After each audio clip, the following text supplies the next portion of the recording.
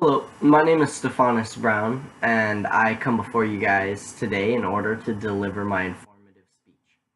Today, during my informative speech, I would like to talk about farming.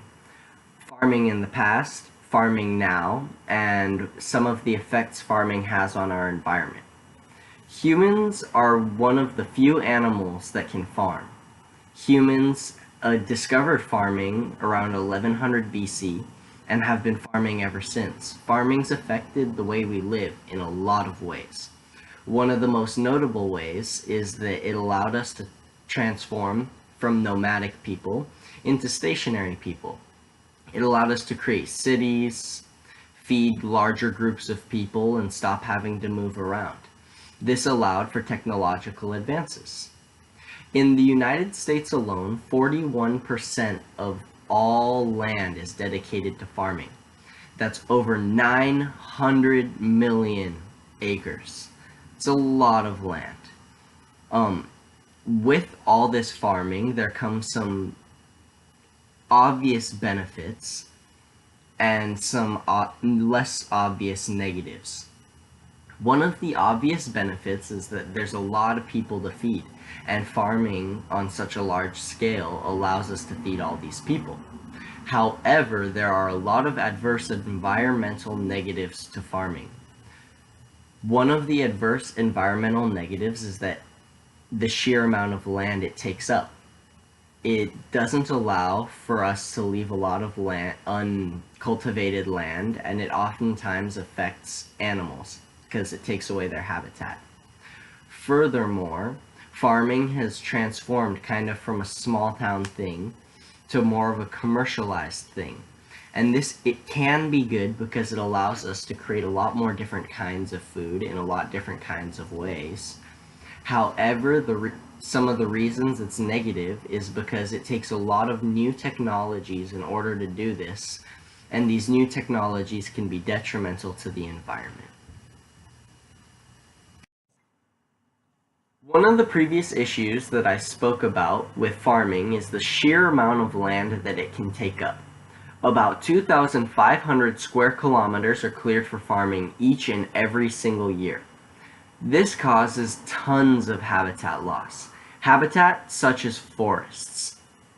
Forests are the most diverse habitat known to man, and forests also cover 30% of the world's land mass.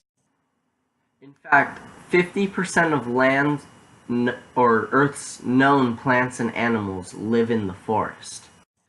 Due to humans clear-cutting habitats for agriculture, we are currently in the midst of the seventh great extinction. There have been 6 other ones in history, but this one is moving at the most alarming rate ever seen. And predictions are that this extinction is almost fully induced by humans. The average rate for animals to go extinct is 1 to 5 species a year. However, according to Extinction Crisis article, a dozen species of animals are going extinct today. This extinction rate is absolutely alarming and essentially counterintuitive. In order for agriculture to work, we rely on a lot of natural resources in the cycle of the way Earth works. And in order for things to stay balanced, we need the species of Earth to stay intact. Another aspect of farming that's been detrimental to the environment is some of the recent technological advances. One of which that's particularly notable is fertilizer. Fertilizer allows farmers to grow plants faster and make them better because it adds nutrients to the land. In recent years, fertilizer has been used 82% more than in the past. And Ashanti Johnson says that 182 metric tons of fertilizer are produced every year. The problem with fertilizer is that when it rains, the water falls down on the farmland and it causes all the nutrients in fertilizer, which is phosphorus and nitrogen for the most part, to run off and go into rivers. And when it goes into rivers, it does exactly what it's designed to do. It helps plants grow. But when there's too much plant growth in a river, it creates the phytoplankton begins to eat the algae. It causes algal blooms where algae blooms out of control, and the phytoplankton and the zooplankton start eating it up, and they use all the oxygen in the river. This is called eutrophication. When there's no oxygen left in the river, it doesn't allow for the water to sustain life. In the Gulf of Mexico, this is especially apparent. There's a 7,000 square mile plot of land where no fish can live due to eutrophication. This essentially costs the United States $2.8 billion every single year in order to help combat and repair.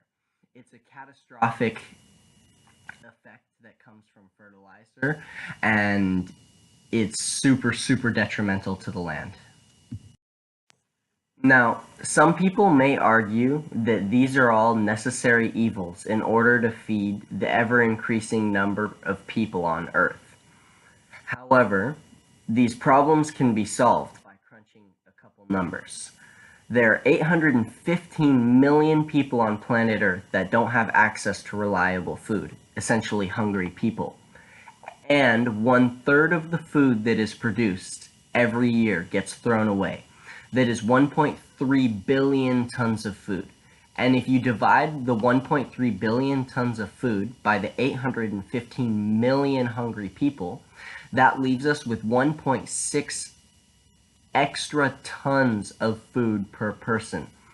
That's 3.2 thousand pounds per hungry person on the planet that don't get that food due to wasteful habits.